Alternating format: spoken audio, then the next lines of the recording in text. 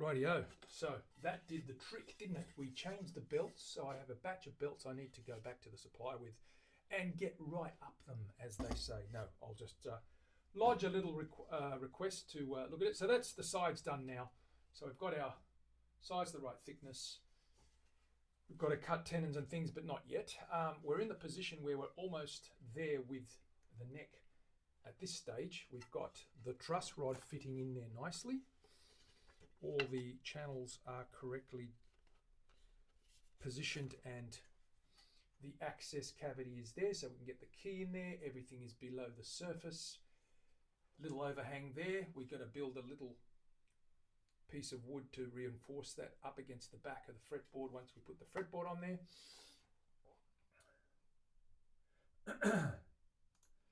What we want to do now is invasive. Which one are we talking about?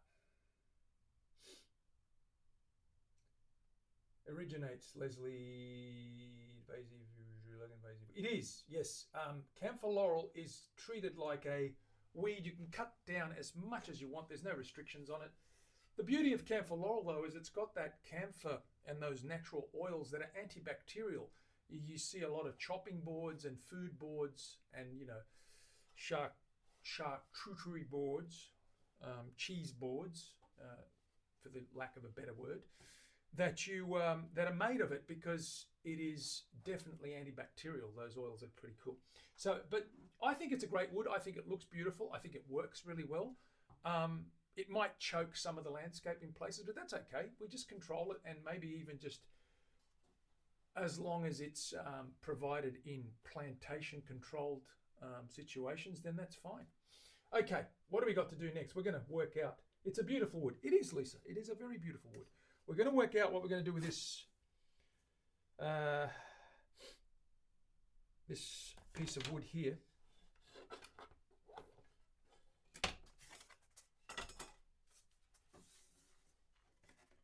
We want to get this guy basically cut out and installed.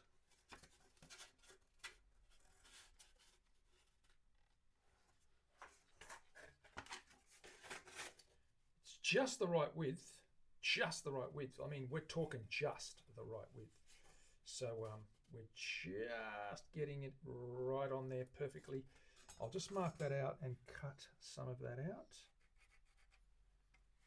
We need to cut that across the middle there. Okay, that will get us to pretty much way over where we need it to be, but that's okay. We then trim it down and then we fit the nut, goes into the slot we make there.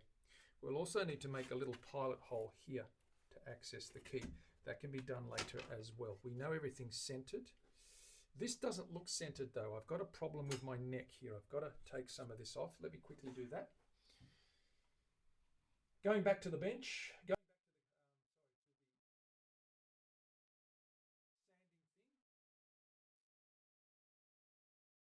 the, sanding thing. Give me a second.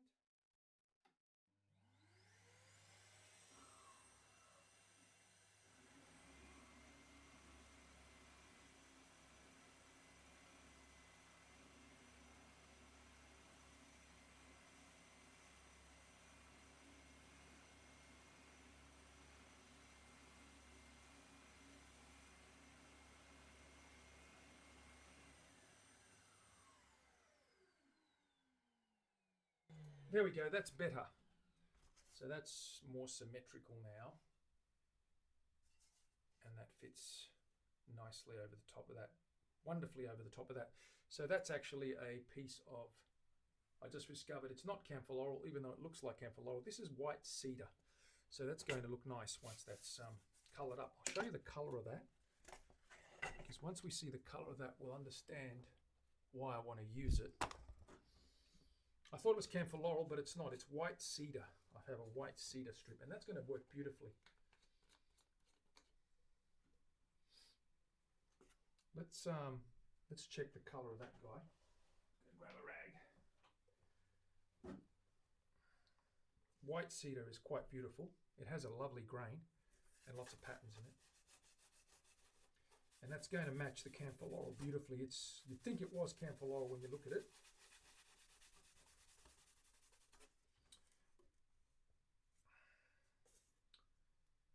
It is a white cedar. And it's going to be lovely colour.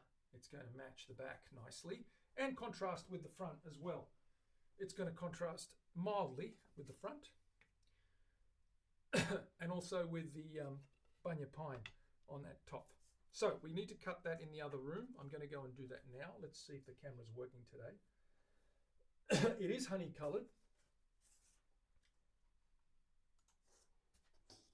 Okay, it's a rich honey coloured, lots of beautiful grain. Okay, you can see that some black grain through there. Excuse me, dry throat. Where's my water? I need a drink. I'll go grab that in a minute. Let me quickly see if that camera's working. It is working. I think that's working. It is. That's from yesterday. Let me go in there and cut this down quickly.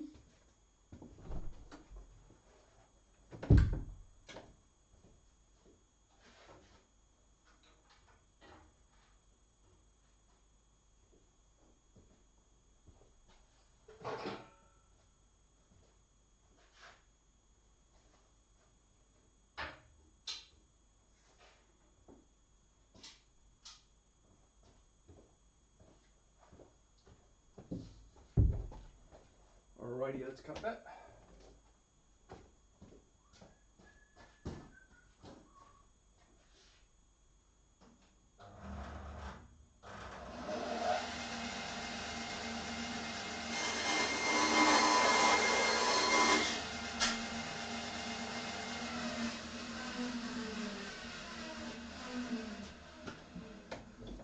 Alrighty then, that's a nice piece. While we wait, so we're not gonna do anything with it at the moment, but that's what we've got. Cheers, big ears, Mav. Okay, so we've got that guy there cut out. That's going to be glued to that top there, and then we're going to put the drill holes in there and all that sort of stuff. We've still got to work something on the back there and sand and carve all that. There's a glue line I've got to get rid of. So I've got a bit of light sanding to do to get rid of that. And then we'll be ready to carve the rest of this neck eventually. We've got to get the fretboard on there. So next thing is we've got to start. We've started on the fretboard. We've got that beautiful fretboard. And have a look at the contrast here. Let me position this so you can get an idea of what that's going to look like.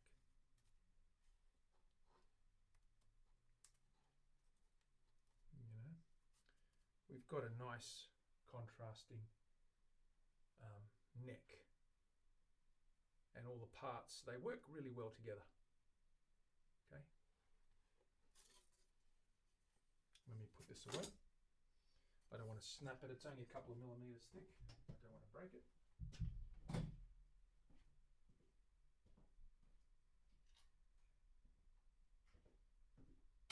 Alrighty then, what's up next?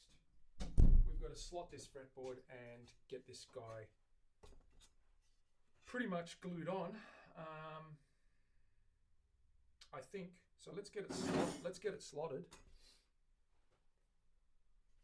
One thing I do want to do is remark out the heel here.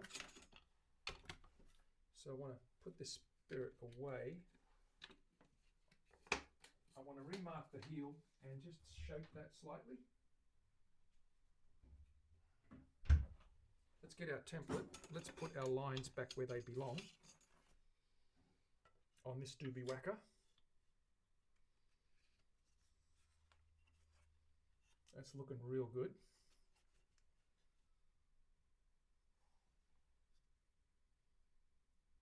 Okay, that's pretty good. Excelente. What I want to do is capture that curve through there.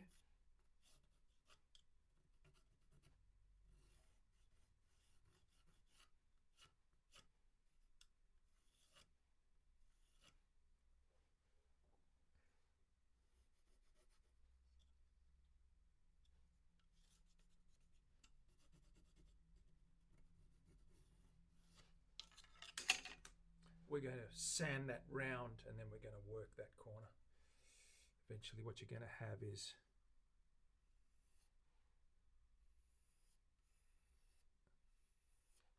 a heel that looks like that. So all that's going to get worked away. Do the other side. Always helps to do both sides, I think. Don't you agree? Lisa would agree. We do both sides.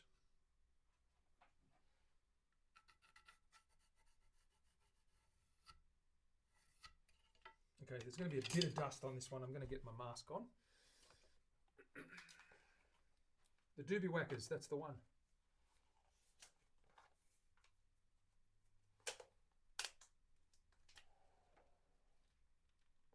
And then we'll have a drink.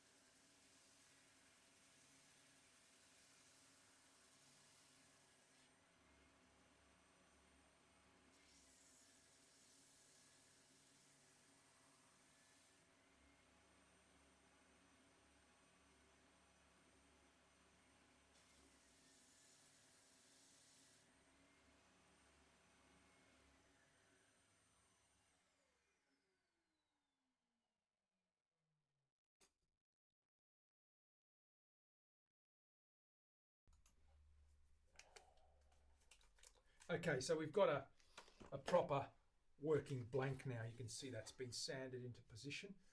That's the starting position, and we can carve easily down here. We can make the transitions here. We can have the get all the tenon joint done, and you can see that beautiful contrast. What I've done is I've zigzagged them, herringbone pattern on the back, but you'll be able to see that on the heel, that herringbone. It goes one way then the other. I've zigzagged it deliberately, and eventually there'll be a rosewood cap on the bottom there to match the rosewood bridge. Now the other bridge I might use, and I'm very, very serious about this, is this bridge here. It's an Australian rosewood bridge, and the reason I want to use it is, it's one I made earlier for another build, but I didn't get to use it. I want to use this because it matches the fretboard nicely. So there it is there. It's an Australian rosewood bridge. You can see the colours,